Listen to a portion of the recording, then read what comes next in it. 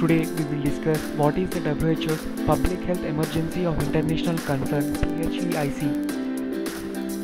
The WHO organization has recently declared an international emergency over the deadly coronavirus from China. The World Health Organization defines a global health emergency, also known as Public Health Emergency of International Concern (PHEIC), as an event where disease has the risk to spread internationally. WHO's Emergency Committee, an advisory body of international experts, said that evidence has shown that restricting movements of people and goods during the public health emergencies may be ineffective and may divert resources from other interventions. The WHO said there have also been 82 confirmed cases in 18 other countries, including cases of onward transmission in Germany, Japan, and United States and Vietnam. The designation, which is reviewed every 3 months, allows the WHO to issue global recommendations that the international community is expected to follow. If we clearly look at the exact definitions as per the International Health Regulations 2005, we get an exact definitions of what the public health emergency of international concern is. It is defined as an extraordinary event, public health risk to other states through the international spread of a disease, potentially requires a coordinated international response.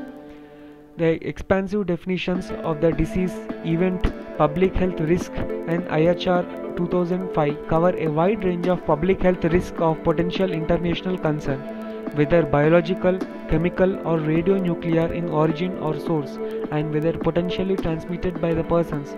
SARS, example SARS, influenza, polio, Ebola, whether by goods, food, animals like zoonotic disease risks, vector-borne diseases like plague, yellow fever, West Nile fever, or the environment, radionuclear releases, chemical spills or other contaminations. If we look at how the disease is declared by a public health emergency of international concern by WHO, we look at the following stages which the disease covers. Whether the disease passes through the following stages, then it is notified as under the International Health Regulations 2005 as PHIC, that is Public Health Emergency. If the event is serious and if the event is unexpected, then it is notified as Public Health Emergency. And if the event is unexpected and if it has a international spread capacity, then also it can given as a Public Health Emergency, and it could spread internationally, yes, and the risk for international sanctions, yes, then it is also given. But if the international spread is no, then it is not notified at this stage as a public health emergency. So this is the whole process, the stages that deals with the stages the disease can be transformed into a public health emergency. The WHO has called a public health emergency of international concern only 5 times since the relevant legislation took in effect in 2007 for swine flu, polio, Zika, and twice for Ebola outbreaks in Africa. You can see the timeline of in 2009 swine flu, and 2014 polio, and 2014 Ebola, and 2016 and Zika virus. The declaration is often referred to as its initials PHEIC, Public Health Emergency of International Concern, pronounced fake, but it gives the WHO real capabilities to affect the course of an epidemic. So what are the implications of the global health emergency?